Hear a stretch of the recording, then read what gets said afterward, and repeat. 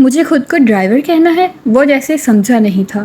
کشمالہ نے غیر آرام دہ انداز میں پہلو بدلا۔ میں اپنے رشتہ داروں کے ساتھ رہتی ہوں۔ باڈی گارڈ کے لفظ سے وہ انکمفرٹیبل ہو جائیں گے۔ کیا ان کو نہیں معلوم کہ آپ کو سیکیورٹی تھریٹ ہے؟ وہ اس کی آنکھوں میں جھانک کے بولا۔ اس نے نفی میں سر ہلایا۔ ویسے نیچر آف تھریٹ کیا ہے؟ کشمالہ نے جواب نہیں دیا۔ وہ گردن موڑ کے کھڑکی کے باہر دیکھنے لگی۔ آسمان اندھیرا ہوتا جا رہا تھا۔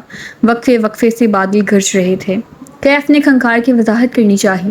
نیچر آف تھریٹ یعنی مجھے معلوم ہے نیچر آف تھریٹ کیا ہوتا ہے، مگر میں ابھی اس بارے میں بتانا ضروری نہیں سمجھتی۔ حفاظت کرنے کے لیے یہ ضروری ہے کہ مجھے خود خطرے کی نوعیت کا علم ہو، اور اگر علم نہ ہو تو۔ اس نے سبز آنکھیں گھما کے کیف کو دیکھا۔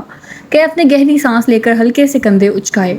میں تب بھی آپ کی حفاظت کروں گا۔ میں نے سفورہ سے وعدہ کیا ہے۔ میں اپنی جاب میں بہت اچھا ہوں، آپ بے فکر رہیں۔ وہ ہلکا سا مسکرایا۔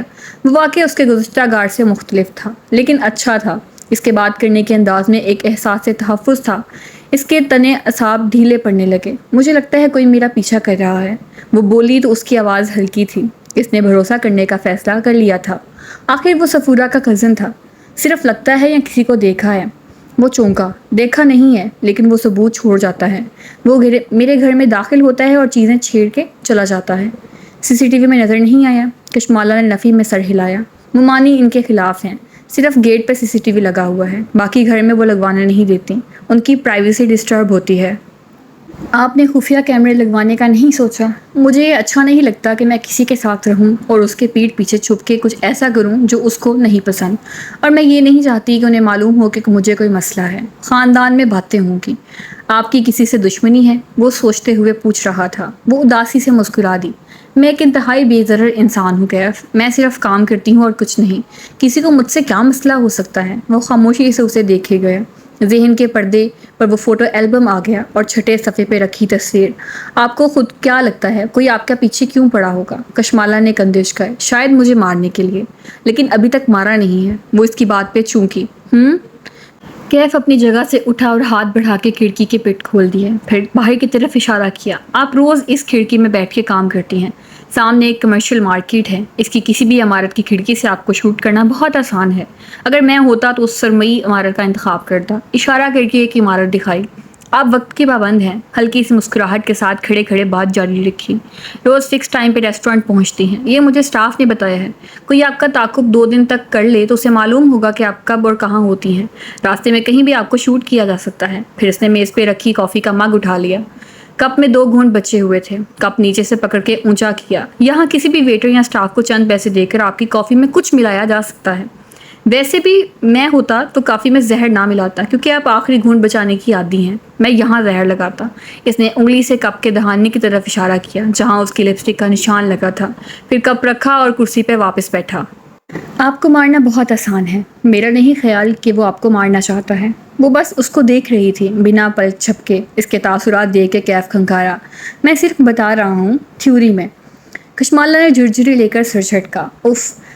پھر لہجے کو نارمل رکھتے ہوئے پوچھا۔ آپ کے خیال میں کوئی مجھے اسٹاک کیوں کر رہا ہوگا؟ ظاہر ہے آپ کو ڈرانے کے لیے، اور ڈرانے والے کی غذا آپ کا ڈر ہوتا ہے۔ جس دن آپ اس کی غذا روک دیں وہ کمزور پڑ جائے گا۔ پھر مسکرایا۔ کیا میں ہائر کر لیا گیا ہوں؟ ہائر ہونے کا فیصلہ آپ خود کریں گے۔ میرے پاس گارڈ زیادہ دیر نہیں رہتے، اس لیے میں ہر آنے والے کو رکھ لیتی ہوں۔ کچھ دن بعد آپ یہ جاب چھوڑ جائیں گے یا موجود رہیں گے؟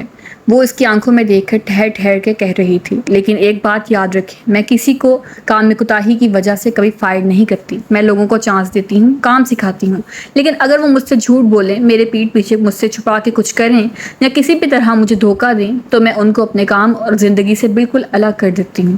اس کے بعد وہ جتنی معافی مانگ لیں میں انہیں واپس نہیں لیتی۔ اس نے دیکھا کیف کے چہرے پر سے ایک سایہ گزرا ہے، لیکن بظاہر وہ مسکراتا رہا۔ یعنی آپ کو ناراض کرنا بہت مشکل ہے، لیکن ایک دفعہ ناراض ہو جائیں تو منانا مشکل نہیں، ناممکن ہے۔ وہ ہلکا سا مسکرا دی۔ کیف نے بظاہر مسکراتے ہوئے تھوک نگلا۔ یہ وہ وقت تھا جب وہ اسے بتا سکتا تھا کہ وہ وہاں کیوں آیا تھا۔ وہ اسے بتا سکتا تھا کہ کسی کے پاس اس کی تصویر ہے، کوئی اسے نقصان پہنچانا چاہتا ہے، اور یہ کہ اسے اندازہ ہے کہ کون اس کا پیچھا کر رہا ہے۔ لیکن وہ جانتا تھا کہ وہ اس کا یقین نہیں کرے گی، کوئی بھی اس کا یقین نہیں کرے گا۔ آپ کو مجھ سے کوئی شکایت نہیں ہوگی۔ پھر جیسے یاد آیا، آپ کے گارڈز بار بار جاب کیوں چھوڑ جاتے ہیں؟ آپ جان جائیں گے۔ وہ لیپ ٹاپ اٹھاتے ہوئے اٹھ کھڑی ہوئی۔ اسے ظہیر سے ملنا تھا۔ وہ دونوں ساتھ ساتھ آفس سے باہر نکلے۔ وہ آگے بڑھ گئی اور وہیں رک کے موبائل کے بٹن دبانے لگا۔ وائٹ ہیئر نام کی ایک چٹ نکالی۔ اس نے مجھے ہائر کر لیا ہے۔ یہ تو بہت آسان تھا۔ اس کی انگلیاں ٹائپ کر رہی تھیں۔ ظہیر کا آفس ٹیرس کی دوسری جانب تھا۔ درمیان میں چند کرسیاں میزیں رکھی تھیں۔ وہ وہیں بیٹھ گئی اور صفورہ کو کال ملائی۔ میں نے تمہاری کزن کو ہائر کر لیا ہے۔ گردن اٹھا کے آسمان کو دیکھا۔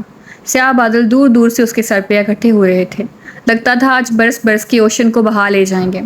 گڈ، صفورہ اپنے مخصوص انداز میں بولی۔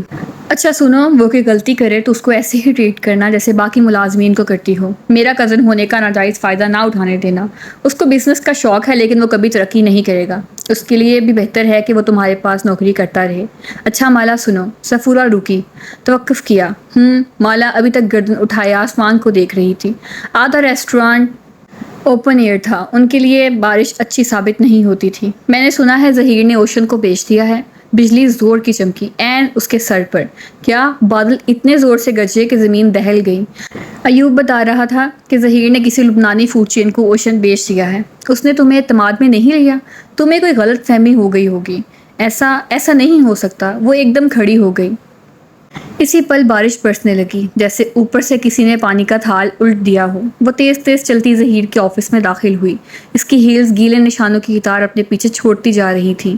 ظہیر نے سر اٹھا کے دیکھا۔ مالا کے بال نم تھے اور چہرے پہ پانی کے قطرے تھے۔ آواز اونچی تھی۔ میں کیا سن رہی ہوں؟ ہتھیلیاں میز کے کناروں پہ رکھے وہ بنا پلک جھپکائے اسے دیکھ رہی تھی۔ تم نے اوشن بیچ دیا ہے؟ غصہ نہیں تھا، بے یقینی تھی، حیرت تھی۔ آفس کی کھڑکی کے شیشے پر ٹر ٹر بوندیں برس رہی تھیں، گویا آسمان سے برستے پتھر ہوں اور ہر پتھر پہ کسی کا نام لکھا ہو۔ ظہیر چند لمحے اسے دیکھتا رہا، پھر گردن موڑ کے کھڑکی کو دیکھنے لگا۔ ہاں، میں نے ایک لبنانی گروپ کے ساتھ ڈیل کی ہے۔ وہ چند لمحے ہل نہیں سکی، نہ پلک جھپکی نہ سانس لیا۔ اس کے ذہن نے بات کو جذب بھی نہیں کیا تھا۔ تم نے کیا کیا ہے؟ میز سے ہاتھ اٹھائے سیدھی کھڑی ہوئی۔ میرے کچھ ذاتی مسئلے چل رہے ہیں، مجھے پیسے چاہیے تھے۔ سوری، میں تمہیں پہلے بتا نہیں سکا۔ پیچھے دروازہ کھلنے کی آواز آئی، ساتھ ہی شناسا مردانہ آواز۔ باس، آپ کا فون باہر گرا ہوا تھا، مسلسل بجے جا رہا تھا۔ کہنے والا خود ہی خاموش ہو گیا، آگے آیا اور میز پہ کشمالہ کا فون رکھ کے واپس ہو گیا۔ تم مجھے بتائے بغیر ایسا کیسے کر سکتے ہو؟ وہ اسی طرح ظہیر کو بے یقینی سے دیکھ رہی تھی۔ کیونکہ انہوں نے اپنا سٹاف لانا ہے مالا، میں ہر ایک کی ذمہ داری نہیں لے سکتا، سب اپنا کچھ نہ کچھ کر سکتے ہیں۔ وہ قدرے جھنجھلایا۔ میں نے کہا نا، مجھے پیسے چاہیے تھے، بہت ضروری۔ ظہیر، تم مجھے بتائے بغیر ایسا کیسے کر سکتے ہو؟ اس کو لگا اسے سانس نہیں آ رہا۔ میں کر سکتا ہوں، میں ریسٹورانٹ کا مالک ہوں۔ ہمارے درمیان کبھی کوئی ایسی بات طے نہیں ہوئی تھی جس سے میرا یہ حق سلب ہو جائے۔ مالک؟ تم مالک ہو؟ ظہیر، میں نے یہ ریسٹورانٹ بنایا ہے تمہارے ساتھ اپنے انہی ہاتھوں سے، اور تم نے 1 منٹ میں اس کو بیچ بھی دیا۔ اس نے خود کو بولتے سنا، اور تب کسی اڑتے تیر کی طرح ایک فکرہ ذہن میں پیوست ہو گیا۔ وہ اپنا سٹاف لائیں گے؟ تم یہ کہہ رہے ہو کہ میں اور میرا سٹاف، ہم سب جاب لیس ہو جائیں گے؟ وہ 2 قدم پیچھے ہوئی اور بے یقینی سے اسے دیکھا۔ ظہیر کے چہرے پہ ملال ابھرا۔ مالا، تم اتنی قابل، اتنی ٹیلنٹڈ ہو، تم کچھ بھی کر لو گی یار، میرا مسئلہ سمجھو۔ وہ کچھ اور بھی کہہ رہا تھا لیکن اسے کچھ سنائی نہیں دے رہا تھا۔ وہ ظہیر کے آفس سے نکلی تو ذہن شل تھا۔ اسے اپنے آفس تک جانے کے لیے ٹیرس عبور کرنا تھا۔ وہ قدم قدم آگے بڑھنے لگی۔ زرد جوتے مزید گیلے ہوتے گئے۔ اس نے ٹیرس کی دیوار پہ ہاتھ پھیرا۔ یہ وال ٹائلز اس نے سلیکٹ کی تھیں۔ گراس ٹرف کتنے ملی لیٹر رکھنی ہے یہ اس نے طے کیا تھا۔ فال سیلنگ کا ڈیزائن، لائٹنگ کس طرز کی کرنی ہے، ریسٹورانٹ کا تھیم اور مینیو کیا ہوگا، یہ سب اس نے طے کیا تھا۔ ہر شے پہ ظہیر کا پیسہ اور کشمالہ مبین کے 5 سال لگے تھے۔ ایک دم قطروں کا راستہ رک گیا۔ کشمالہ نے چونک کے گردن موڑی۔ پانی کی بوچھار کے پار وہ بھوری آنکھوں والا نوجوان بازو لمبا کر کے اس کے اوپر چھتری تانے ہوئے تھا۔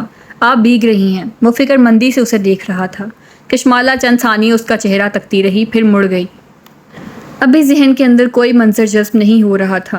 اسے جلد سے جلد کی کھلی فضا میں واپس جانا تھا، اوشن سے دور، ظہیر سے دور، اس سب سے دور۔